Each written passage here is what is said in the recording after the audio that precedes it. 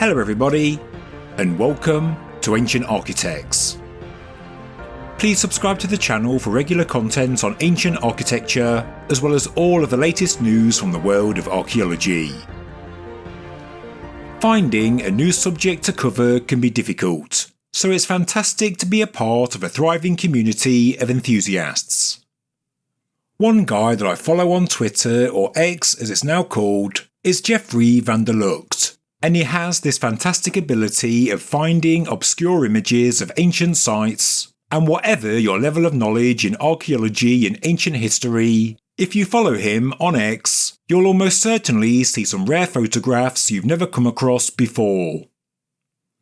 This happened to me quite recently, when Geoffrey posted a picture of a pillar from Gobekli Tepe, the 11,600-year-old pre-pottery Neolithic site in southeastern Anatolia. A lot of you will already know a lot about this site already, with its oval enclosures, its ornately carved T-shaped pillars, and the fact we have a sophisticated settlement at the very beginning of the Holocene. I have made many videos on this site, and if you want to learn more, I've left a link to my playlist in the description. But the picture posted by Geoffrey was a truly spectacular carved pillar, and I was surprised I'd never seen it before. This is the pillar in question. It's known as Pillar 74, and it comes from Enclosure F at Gobekli Tepe. This enclosure is one that is often not discussed, and that's because until recently there wasn't too much information published. But in 2023, Oliver Dietrich and Julia Wagner published a paper titled Early Neolithic Imagery in Flux, a case study on the reliefs of Building F at Göbekli Tepe, southeastern Turkey. I am surprised this paper escaped me, but I'm thankful for Geoffrey for publishing the photograph along with a reference to the paper, because Building F really is peculiar and fascinating, and in this video I'll show you exactly why. Here is a plan of Gobekli Tepe, and this is the locus of the site, the oldest part, and the place where the main excavated oval enclosures are found, enclosures A, B, C and D. Surrounding them are a large number of rectangular domestic structures. These are typically younger, but they could be built over earlier structures, and I believe in recent years, early domestic structures have now been found. But right over here to the west we have another oval enclosure, Enclosure F, and it's a structure that's rarely discussed on YouTube. It's on the western slope of the southwestern hilltop of Gobekli Tepe, and 2/3 of this building were explored between 2006 and 2008. The diameter of the internal space is around 10 metres. But compared to enclosures A to D, there is one obvious difference. The pillars are smaller. The central pillars are orientated in a southeasterly direction, but because it was not fully excavated, the total number of perimeter pillars is unknown. So far 6 have been identified, and between them we find benches. Behind the benches is the enclosure wall, preserved up to 1.2 metres above the height of the benches, and this wall is 70 to 90 centimetres thick. The enclosure has a flat lime plaster or terrazzo floor, and in the excavated area there was no trace of an entrance. Enclosure F was found very close to the surface. Archaeologists did not have to dig too deep to reach it, which is different to the other oval enclosures at Gobekli Tepe. It gives the impression that this enclosure is younger. But compared to the older enclosures it is similar, and in terms of size and shape, is comparable to Enclosure B. The pillars also have some fantastic ornamentation. An example of a much later non-domestic communal structure is this one right here, and it's known as the Leopard's Pillar building. It is rectangular in shape, has 4 central pillars, and compared to earlier examples, they do have far less ornamentation. Compared to the famous oval enclosures, the younger rectangular variants have smaller pillars and usually date around 10,500 years ago. They're anything up to 1,000 years later than the earliest cultural layers at Gobekli Tepe, and that is a huge amount of time. So in terms of the building sequence, where do we place Building F? It's not in the main locus of the site, the pillars are smaller, and it's also closer to the modern day ground surface. But in terms of size, shape and style, it's more like the oldest enclosures of Gobekli Tepe. In the timeline of events, Building F could have been constructed sometime after the oval enclosures, but sometime before the rectangular communal structures. It's an enclosure that bridges the gap. It probably dates to the early pre-pottery Neolithic B. So that's a basic background, but you can get a far better insight from Dietrich and Wagner's paper, and for those that want to read more, I've left a link in the description below. Right now I want to focus on the pillars, because they're really quite incredible, and they do tell us a great deal about the history of Gobekli Tepe. This is Pillar 70, the northern central pillar of the enclosure. As you can see, it's damaged today, but it has been partially reconstructed from the fragments discovered, but sadly the T-head is lost. On the sides of the pillar we can see arms in relief, and these end with hands coming together. The fingers look like parallel bands. They come together on the narrow edge of the pillar, forming a distinctive V-shape. In the bend of the arm on the left broadside of the pillar, we can see a partial fox motif. Due to the damage, the head and tail are missing. This is Pillar 71, the southern central pillar, and like Pillar 70 directly opposite, it's embedded in the lime plaster floor. This one is also fragmented, and all that remains is this stump. One fragment shows what looks like fingers, and so it's a fair assumption it was once similar to its counterpart. Pillar 72 is situated on the west side of the enclosure, but sadly it's just a severely weathered stump. No reliefs are observed. And it's the same with Pillar 73, another weathered stump on the western side of the building, and no reliefs are identified. But then we get to Pillar 74, and this one really is amazing. It's found on the south side of the enclosure, and although the shaft is broken and the T-head is missing, the reliefs that have been preserved are fantastic. The sides have arms, and they meet on the front narrow side as hands with fingers. The fingers look like strange elongated narrow strips, converging as a triangle. Further up the pillar on the same side is a V-shaped collar or necklace, and a narrow linear strip runs down the pillar's length. The narrow side of this anthropomorphic pillar faces the centre of the enclosure. On the opposite side there are two notable motifs. At the top we can see some kind of animal, identified as either a dog or leopard in profile. But below it we see this, a human figure in frontal view. I have never seen a human representation on a T-shaped pillar quite like this clear and obvious. We see a round head with sunken eyes, a nose and a mouth. We can even see lips. The face reminds me of the face on the edge of the pillared enclosure AB at the sister site Karahan Tepe. The figure has wide square shoulders. We can see the upper parts of his legs, but due to how the pillar's been placed inside the enclosure, the legs are cut off at the knee. Apparently there are also some faint lines below the chest, and this may be the outline of ribs. In the pre-pottery Neolithic, ribs are a common feature on human iconography. The experts believe that this pillar has been relocated and reused. The broadside show chisel marks, evidence that, to some extent, the pillar has been reworked after being repositioned inside the bench. This really is a unique and incredible example of art from Göbekli Tepe, and something I'll come back to later in this video.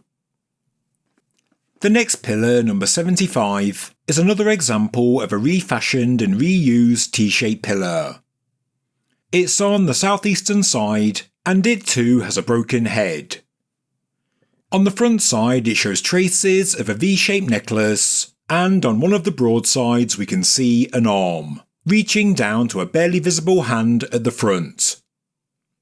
But the arm clearly overwrites an earlier arm, and this one is bent towards the rear side of the pillar. And apparently, there is an even earlier arm under this, and this one points in the same direction. This pillar is certainly used in a secondary context, being reworked at least 3 times. The opposite side has no reliefs, but on that side we can see the pillar looks wider at the bottom, implying that this broadside could have been worked, erasing any earlier iconography. In the context of Enclosure F, this pillar is therefore unfinished. On the eastern side of this enclosure is pillar 76, and like the other pillars the T-head is missing. The left broadside shows an animal, possibly a leopard, as well as details of a deeper relief of a bird, showing the curved beak of what must be a vulture, and it's protruding from the level of the bench platform. The leopard really just looks like an outline, and its body area shows a number of chisel marks. It looks like the animals were in the process of being erased, and this is yet more evidence of the reuse of pillars in Enclosure F. The opposite side is uneven and heavily weathered, indicating that this side was likely lying down on the surface for some time before being reused. The final pillar is number 77, also found on the east side of the enclosure. The T-head was found next to the stump and has since been refitted. There are narrow bands on the rear side of this pillar, but the overall surface of this pillar shows a number of chippings and flaws. No reliefs are noted. Straight away you can probably tell that this really is quite an unusual enclosure for Göbekli Tepe, and the pillars have clearly been taken from an older structure. It implies the older relief carvings were not sacred to the builders of this enclosure, as we have clear evidence that some were completely erased and others in the process of being so. The way the pillars were fitted between the benches also cuts off some imagery. Most of the vulture from pillar 76 is covered up, as are the lower legs of the human figure on pillar 74. So where could the pillars have come from? Well, we have to remember that Göbekli Tepe was in use for around 1,600 years, and so when we look at the excavated site today, we are seeing how it ended up, not how it began its life. For example, this is Building E. It's not too far from Building F, but here all the pillars have been removed, and this took place when the site was still active and populated. The enclosure was clearly decommissioned, and because the stonework is absent, it was likely reused. The pillars in Enclosure F could well have come from Enclosure E, being reworked and reshaped to fit the new building, removing the older iconography. Enclosure F is important, because it's giving us a glimpse into a later phase of activity at Göbekli Tepe, how people reuse stone, how it seems the iconography was not sacred, and how the architecture evolved. And this is important because YouTube videos and also the media kind of give the impression that Göbekli Tepe was a somewhat static site, that it was built, lived in, used and then abandoned.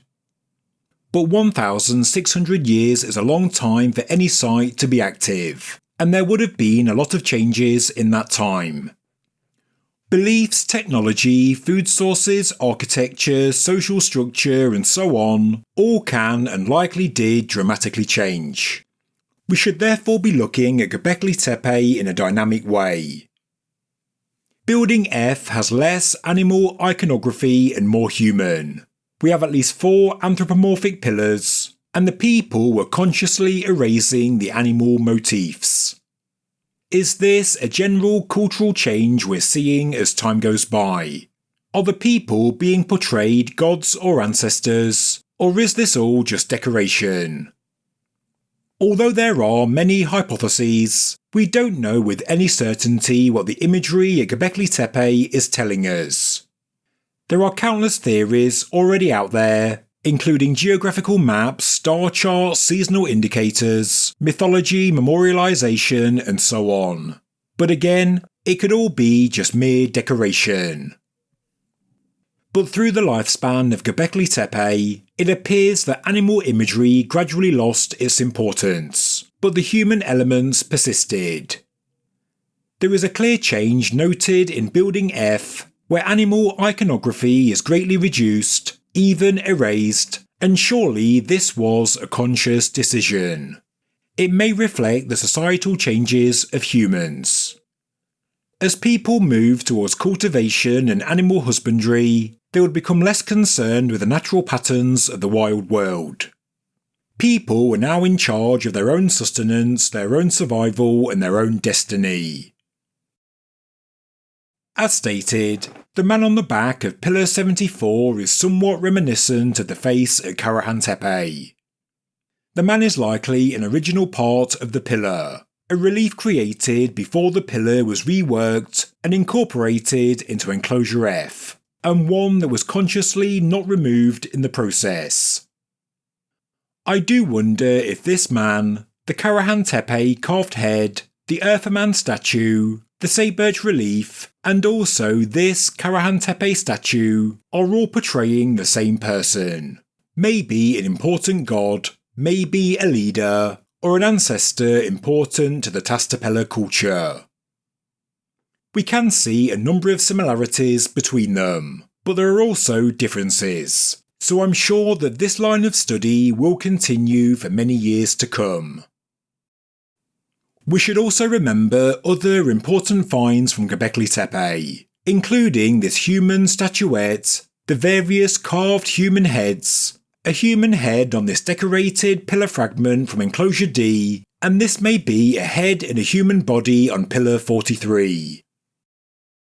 The excavations and findings from Gobekli Tepe have been extensive, but we have to look at it in context with all the Tastapela sites in the region. And there are a lot.